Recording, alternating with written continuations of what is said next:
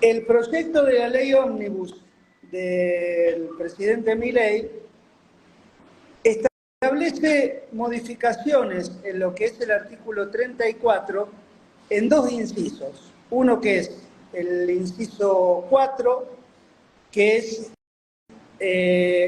donde se prevé la inimputabilidad del que obra en cumplimiento de un deber o en el legítimo ejercicio de su derecho, autoridad o cargo.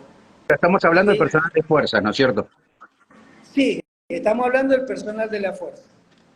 Este inciso hoy en día termina ahí, dice, el que obrar en cumplimiento de un deber o en el legítimo ejercicio de su derecho, autoridad y cargo es inimputable, ¿sí?, en las cuestiones penales de los delitos que pueda cometer en función de ese obrar, ¿sí? Es decir, si vos, en cumplimiento de tu deber o del ejercicio legítimo de un derecho, de la autoridad o cargo, producís la muerte de una persona, lo cual obviamente está penado por la ley, en este caso, al encuadrar dentro de una de las causales de exhibición de la imputabilidad, no serías punible, no serías pasible de sufrir la pena. Este inciso 4 sufre una modificación respecto de su texto original, y el texto que propone hoy la modificación dice: el que obrar en cumplimiento de un deber o en el legítimo ejercicio de su derecho, autoridad o cargo, en cuyo caso, acá viene el agregado, la proporcionalidad del medio empleado debe ser siempre interpretada en favor de quien obra en cumplimiento de su deber o en el legítimo ejercicio de su derecho, autoridad o cargo. ¿Por qué se da esta modificación? Esto tiene mucho que ver con la doctrina del caso Chocobar, ¿sí? Recuerden que Chocobar fue un policía que, en defensa de un turista que estaba siendo apuñalado, dispara contra el agresor y lo termina matando, ¿sí? Y en ese momento se dio toda una discusión y esta persona estuvo presa y está esperando hoy un juicio porque consideran de que hubo un exceso en el cumplimiento de ese deber, de esa autoridad, y por lo tanto la justicia, el fiscal y, bueno, interpretan de que esa persona excedió esa causal de inimputabilidad y por lo tanto debería ser punible. Este agregado que hace el proyecto de ley recepta esa situación y dice: no, cuando vos estás en ejercicio de tu deber, en el legítimo ejercicio de tu derecho, autoridad o cargo, la proporcionalidad utilizada para repeler la agresión siempre tiene que ser interpretada a favor del que repele la agresión y no del agresor, como se pretendió hacer en el caso de Checopar, ¿sí? Es decir, en el caso de Checopar se decía: no, usted lo que empleó para evitar la agresión fue desproporcionado. Entonces, Chocobar preso, ¿sí? Esta modificación lo que hace en realidad es terminar con esa discusión y beneficiar en mucho a las fuerzas policiales o a las fuerzas de seguridad que, en cumplimiento de su deber, tienen que repeler una agresión en fracciones de segundo, en situaciones de enfrentamiento, donde obviamente el deber que tiene ese agente es evitar o hacer cesar la agresión. Y no puede, en cumplimiento de ese deber, que es el que le delega el Estado, tener que estar pensando si ese rechazo va a ser proporcional o no, porque si no, en ese caso pasaría lo que ha pasado en los últimos años, donde gran parte de las fuerzas policiales o de las fuerzas de seguridad no actúan o no quieren actuar justamente por esto, porque en definitiva cuando actúa se los termina acusando de un exceso en el uso de la fuerza, en una desproporcionalidad en cómo impiden esa agresión o la hacen cesar, ¿sí? Es decir, Entonces, esto es algo que se viene buscando hace tiempo, o sea, porque ¿qué pasa? Y suele suceder siempre, ¿no es cierto? El personal de fuerza dice, no, mejor no hago nada porque si no, quedo preso. Es decir, siempre lo que era el beneficio de la duda, en cuanto a un procedimiento, siempre beneficiaba al delincuente. Y esto exactamente. es lo que se quiere revertir, que el beneficio de la duda en cuanto al actuar, al proceder, sea en beneficio al personal de fuerza. Tal cual, eso es lo que, o sea, da vuelta al paradigma, decir, no, listo, se terminó. Acá, para utilizar un término propio de la ministra de Seguridad, el que la hace la paga, listo. ¿No es cierto? Entonces no podemos estar pensando de que si el Estado te da, te delega el poder de defender a la ciudadanía en el cumplimiento de tu cargo, vos tengas que estar pensando si esa defensa la hace en forma proporcional o no, si le va a disparar a alguien, no le va a disparar, cómo hacer para que termine en una agresión. Entonces, esto yo creo que es algo que la sociedad reclamaba en su conjunto, ¿no es cierto? Y sobre todo la fuerza policial, porque lo que vos decís, Marco, es evidente. En muchas oportunidades no actuaban porque sabían que eran los que terminaban procesados justamente por estas cuestiones. Tal cual. Entonces, bueno, esta modificación viene a dar con todo lo que obviamente también se dijo durante la campaña de quien hoy es presidente, y que también era algo que decía siempre la que hoy es ministra de Seguridad. ¿Sí? Esta es una de las modificaciones que establece esa ley. Acá me parece que hay algunas preguntas, pero no sé si...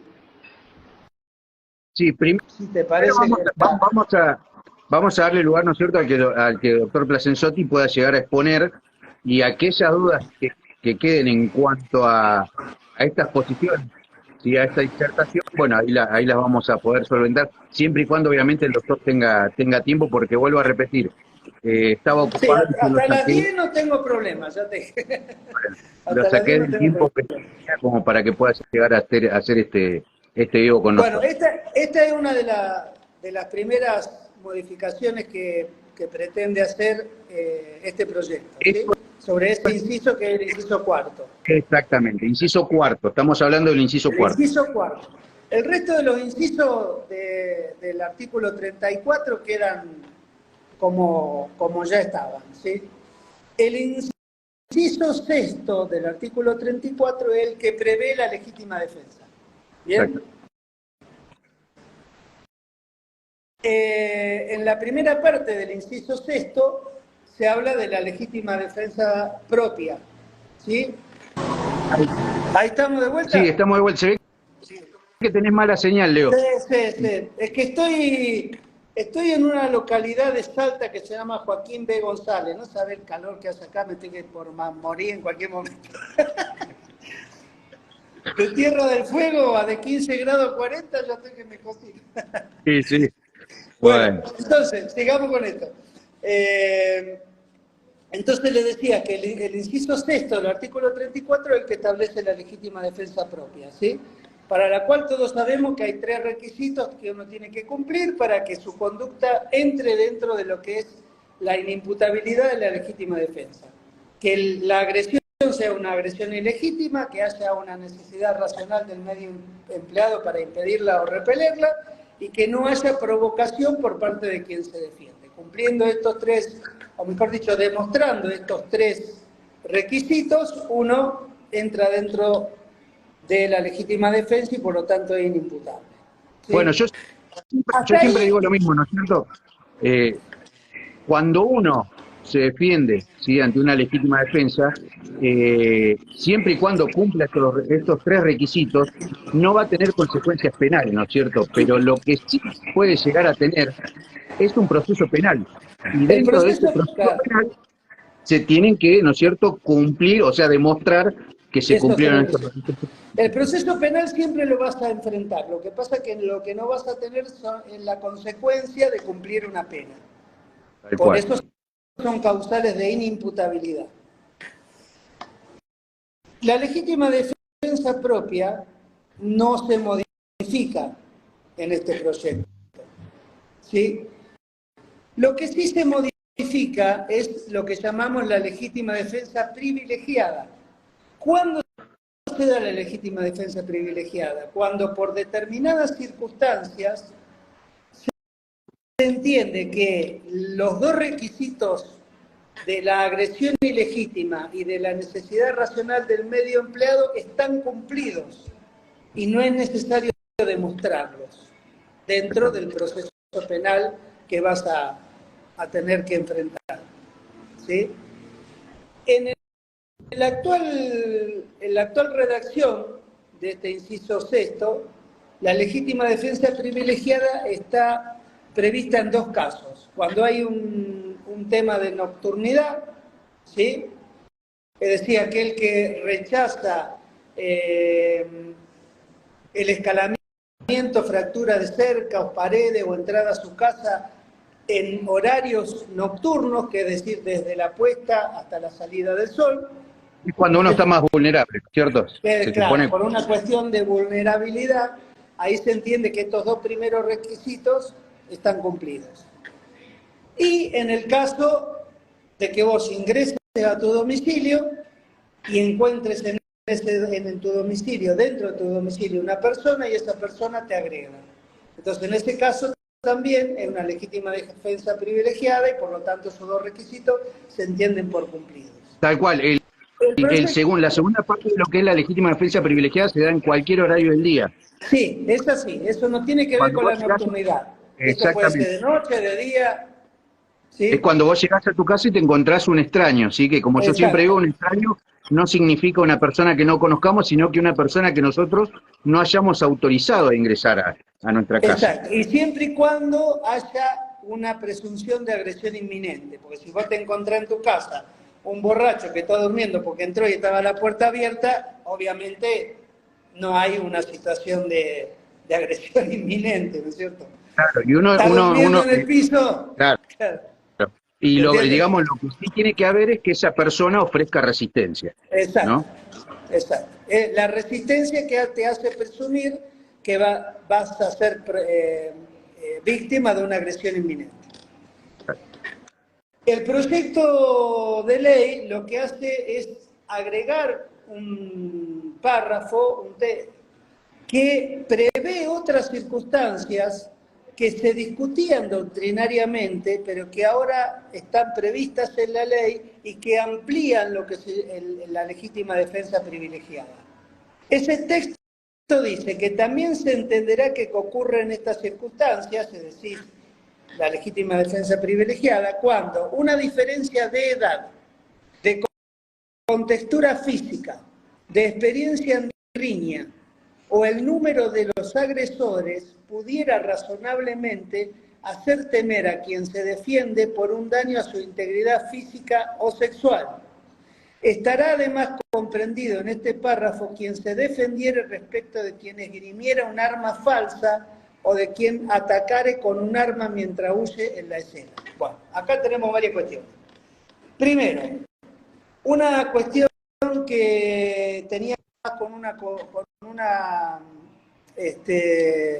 construcción jurisprudencial que legal, que era el hecho de la diferencia que podía haber de edad o de físico o de instrucción, de artes marciales, de pelea, de una persona con la otra. Y si, por ejemplo, una persona de 80 años se enfrentaba a un boxeador y no tenía otra forma de defenderse que con una...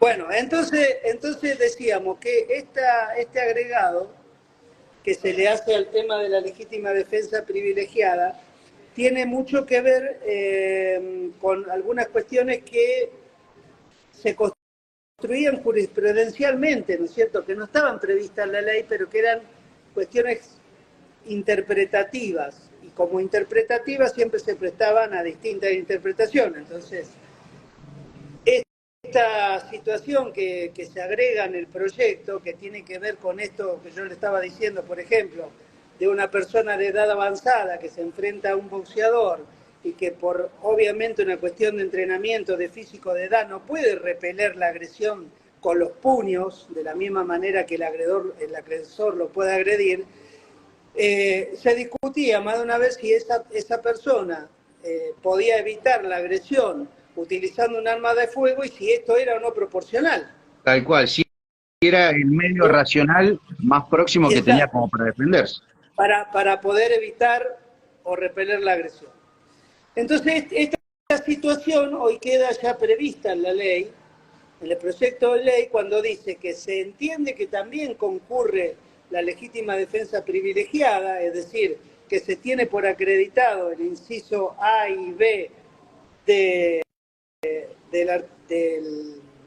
apartado sexto, es decir, que la agresión es ilegítima y que hay proporcionalidad en el medio empleado, cuando por esa diferencia de edad, de contextura, de experiencia en riña o de número de agresores, ¿sí?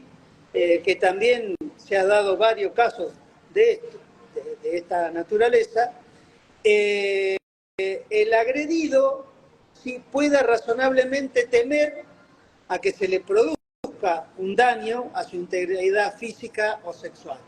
¿Bien? Y dentro de este mismo párrafo se agrega otra situación más que también era producto de la construcción jurisprudencial, que es lo que nosotros llamábamos la legítima defensa putativa, es decir, la legítima defensa por error. Cuando estás en una situación de tal naturaleza que el error que te produce esa situación es un error que es invencible, es decir, que vos no podés pensar de otra manera que la persona que te va a agredir te está agrediendo con un arma de fuego cuando el arma es una réplica. Exacto. Mejor dicho, no es un arma. Cuando el elemento es una réplica. Exacto. Entonces, ¿qué pasa? Es la representación que vos te haces de la situación hace que vos no puedas sospechar de otra cosa que no sea que eso es un arma de fuego y que con esa arma te van a agredir.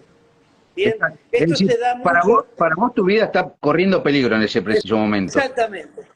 Vos no podés representarte otra cosa que no sea esa, que tu vida está en peligro porque te están agrediendo de forma real. Tal cual. Bien, entonces por eso se llama legítima defensa por error. Bien, y esto está previsto ahora en este párrafo donde dice, estará además comprendido en este último párrafo quien se defiende respecto de quien esgrimiera un arma falsa. ¿Ok?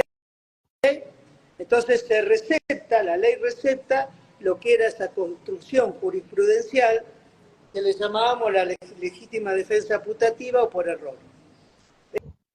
Que esto también es una situación que beneficia mucho el accionar de las fuerzas, porque en el momento en que un delincuente esgrime un arma de réplica, vos no podés pensar si el arma está cargada o no está cargada, si funciona o no funciona, si es un juguete, si un arma... Hoy hay armas, mejor dicho, hay elementos de réplica, porque no son armas, pero que prácticamente si no lo ves muy, muy bien, no te das cuenta que en realidad es una réplica. ¿Bien? En ese momento, con los nervios, ¿no es cierto?, propio de la situación, no llegás a percibir de que esa pistola es de juguete o es imposible que uno pueda tener otra representación mental que no sea esa. Inclusive hoy en día lo que son las armas de aire son réplicas exactas de lo que son las armas reales. Claro. Y el último párrafo incluye otra situación que era algo que generaba muchísimas discusiones y que tiene que ver mucho con el accionar también de las fuerzas y también de quien repele una agresión.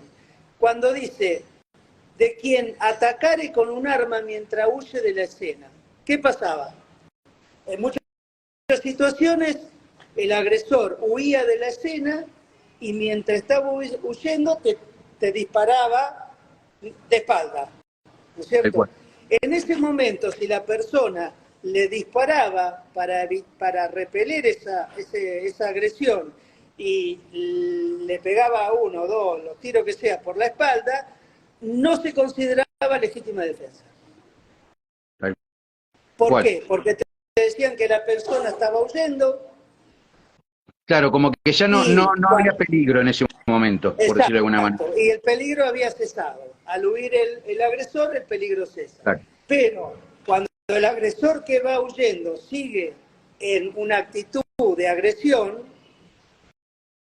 el peligro no cesó. Tal cual. Y esto daba lugar a numerosas discusiones sobre este tema y personal policial, sobre todo, que ha terminado preso por este tipo de circunstancias. Está bien, tengamos en cuenta también, ¿no es cierto?, que lo que es la legítima defensa se encuadra siempre en un marco temporal. Es decir, la situación que uno está viviendo tiene que cumplir tres cosas: tiene que ser grave, actual e inminente. Está bien, es decir, uno puede llegar a defenderse en el momento exacto en que esa agresión está sucediendo o inmediatamente antes de que suceda. Esto nos da a entender que es una agresión inminente, o sea, que sí o sí va a suceder. Claro, lo que la ley no prevé como inimputabilidad es que vos te pretendas defender cuando la agresión cesó. Claro. Entonces, la discusión, ¿cuál era? Si está huyendo es porque la agresión cesó, pero si el agresor que está huyendo te sigue disparando, la agresión no cesó. Exactamente. ¿Sí? Entonces, esa situación daba lugar a muchísimas discusiones que con esto terminan encuadradas dentro de la ley y dentro de la legítima defensa.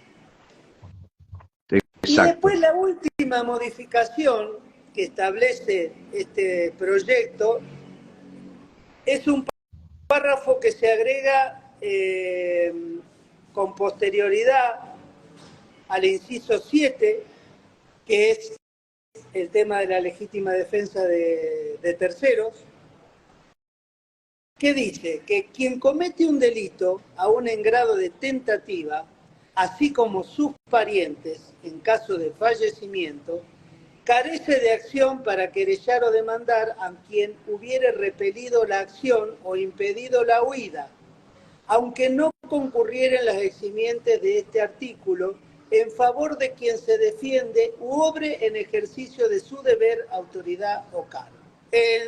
Entonces, vamos por partes. Vos civil,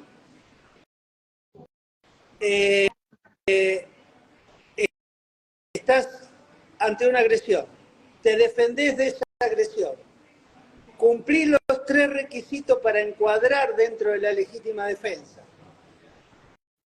enfrentás el proceso penal, se te declara inimputable, pero antes la persona que vos agrediste legítimamente o los familiares de quien mataste podían iniciarte una acción de daño y perjuicio. Exactamente. Lo cual era una cosa totalmente contradictoria. Es decir, no eras punible para la ley penal, pero podrías terminar siendo responsable para la ley civil. Exacto. Lo cual obviamente era una contradicción que no se sostenía, pero pasaba.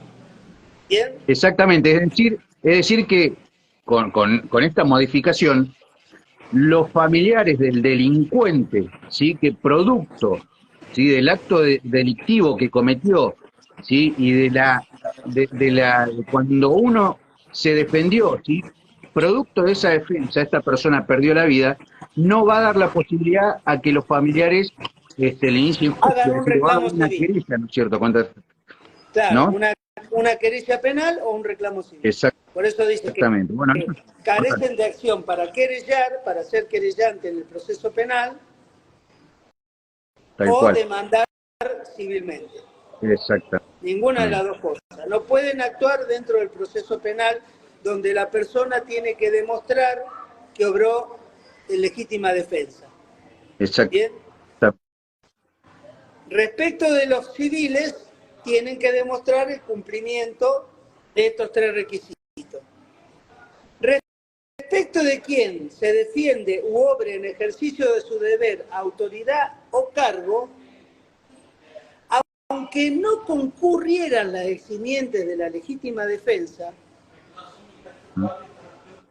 la persona, el delincuente que cometió el delito y terminó lesionado, o los familiares en caso de que haya terminado muerto, tampoco en ese caso pueden ser parte querellante en el tema penal o demandantes civilmente en una demanda civil. Es decir, ¿por qué? Es decir, aunque el personal policial en ejercicio de su deber, autoridad o cargo haya cometido una acción que no encuadra dentro de la legítima defensa,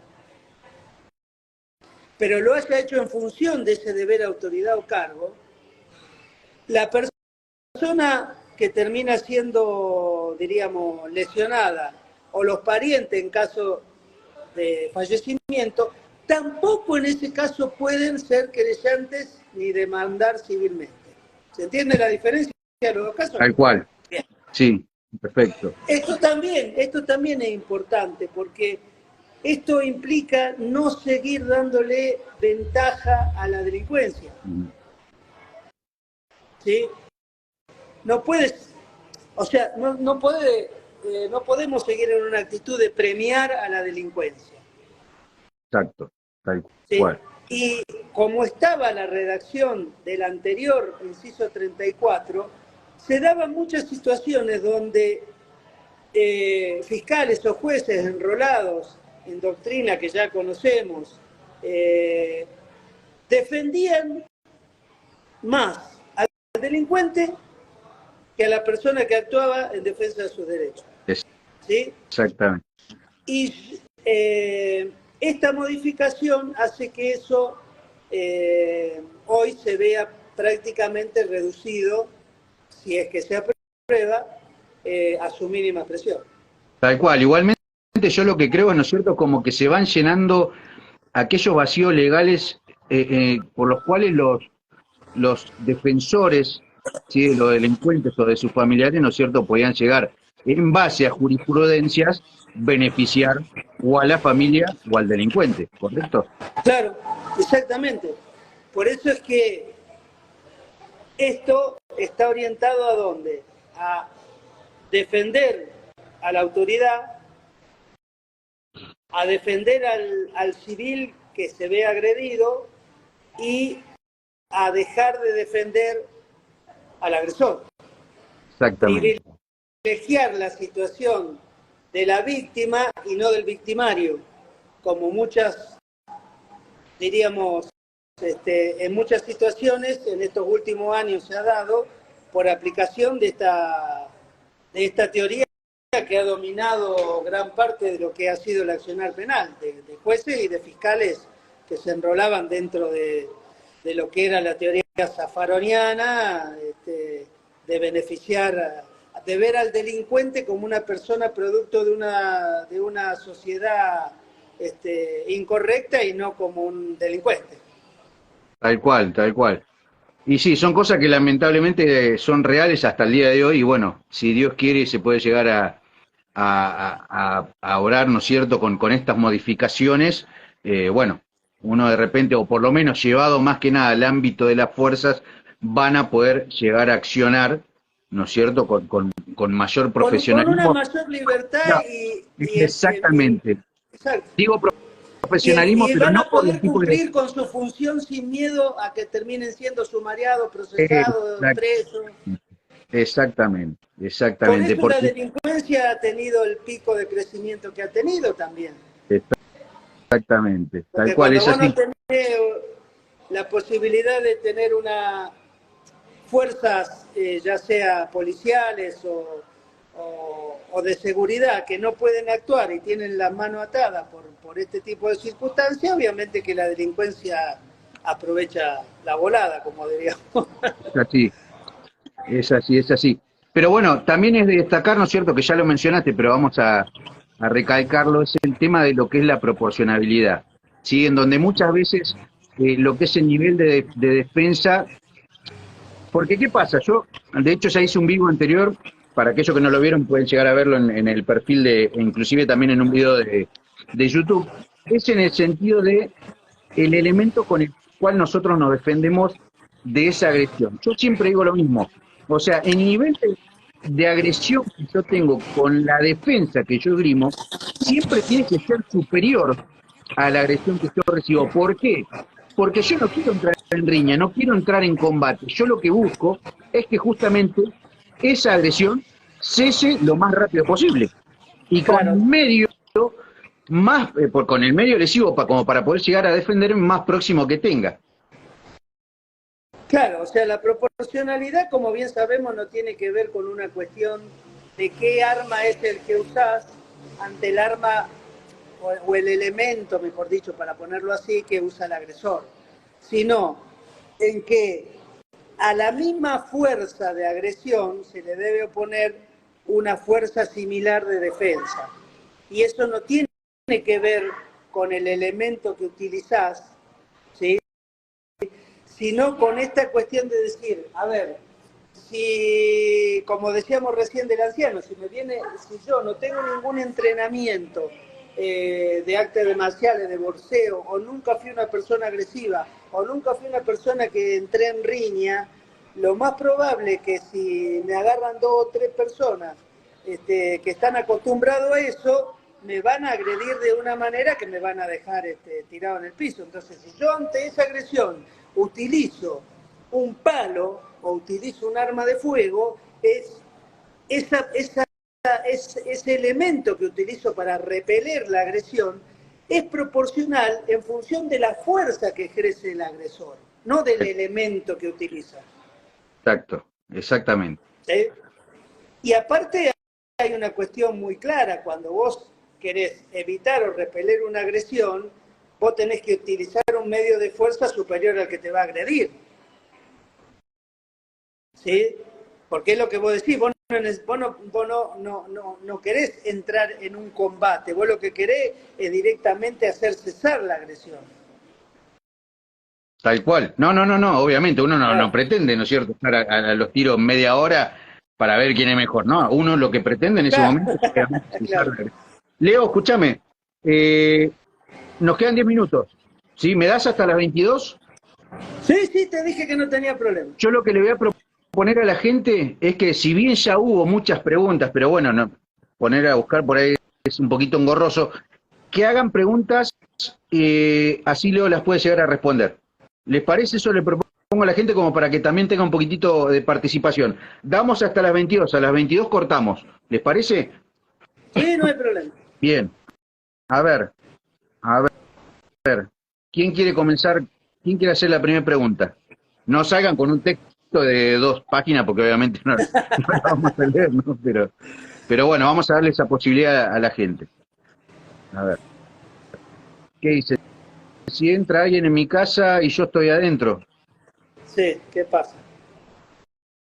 entra alguien. Bueno, ahí ya estamos hablando, ya lo hicimos referencia a eso, lo que es la legítima defensa privilegiada. Si eso no era Me corre denominado peligro mi fe, en este cerco, momento no y eso estoy, se denomina mi legítima señora defensa se defiende y privilegiada. abate al delincuente. Bueno,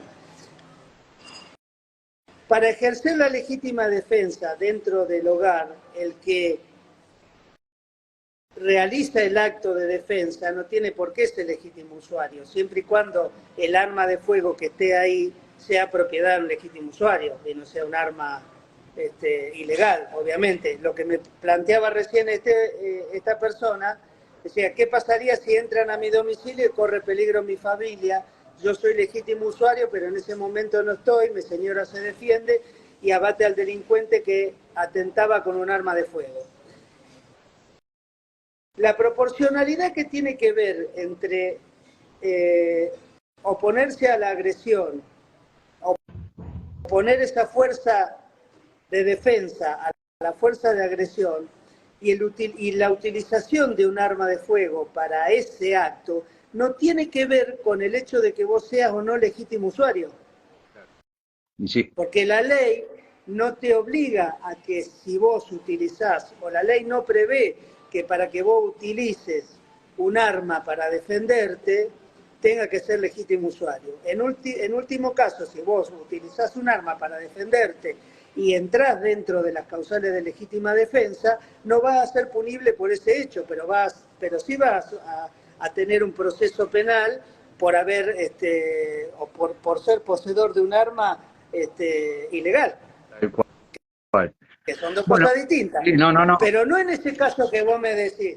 No en ese caso, porque en ese caso el arma estaba ahí y es propiedad de un legítimo usuario que sos vos. Si vos tenés los papeles en regla y la utiliza tu mujer como es una defensa que está dentro del hogar, en ese caso no tendría por qué enfrentar ninguna cuestión penal. Tal cual. Bueno, que dice una pregunta, ¿ya está vigente esta ley? No, esto es un proyecto de ley. No es cierto? Todavía no tiene... un proyecto de ley. Este es el artículo, si mal no recuerdo, 344, creo que sí, de la ley Ómnibus, que fue enviada al Congreso, creo que ayer. Tal cual. Dentro de un montón de otras reformas, ¿no? Bueno, dice, ¿qué pasa si yendo en mi auto me lo quieren robar, no tengo portación, pero repelo la agresión rápidamente ya que llevo el arma cargada? ¿Qué problema puede haber? No. Está complicado. No. Claro, a ver, esto no está dentro de lo que es el proyecto de ley, o sea, uno sabe cómo tiene, el legítimo usuario sabe cómo tiene que transportar un arma, ¿sí? En su caja o funda disimulada, descargada y separada de sus municiones. Ahora, ¿cuál es el problema que puede llegar a acarrearle, ¿sí? En el caso de que se defienda con esta arma de fuego? Bueno, nosotros sería algo administrativo, ¿no es cierto? Porque la defensa, el hecho de que se defienda con esta pistola, eso no es que anula la legítima defensa. No anula la legítima defensa, pero vos sí vas a enfrentar un proceso penal por portación ilegal de arma de fuego. Exactamente. ¿Por qué? Porque justamente no tiene la autorización de portación. Si es un arma de uso civil condicional, vas a tener una pena que va entre los 3 y los 8 años, si no me equivoco, los 4 y los 8 años, no me acuerdo bien pero sí puedes terminar sufriendo prisión. Sí, tal cual. Y sepamos que esto yo ya lo recalqué varias veces, de que el único lugar en donde yo puedo llegar a portar el arma de fuego, sí que la definición de portación no nos dice que nosotros tenemos, o sea que específicamente tenemos que llevar un arma adosada al cuerpo, sino que tenemos que disponer de un arma cargada en condiciones de uso inmediato en lugares públicos o de acceso público. Pero, a sabiendas de esto, tenemos que tener en cuenta que el único lugar en donde yo puedo llegar a portar mi arma de fuego sin la autorización de la Agencia Nacional de Materiales Controlados es en el interior de mi domicilio. Exacto, así es. Bueno, a ver. Es el único lugar donde podés tener portación, aunque no tengas la portación legal. Dice, intentan llevarse mi camioneta, que es mi medio de trabajo. ¿Me ampara el nuevo decreto? Saludos a la gente de Neblanco, Uruguay, sí, que bueno, es un canal de armas también que tiene bastante popularidad y siempre lo miro, así que bueno, un saludo grande para ellos también, aprovechamos para darlo. Y eso va a depender de las circunstancias del caso y de cómo te defendés de esa agresión.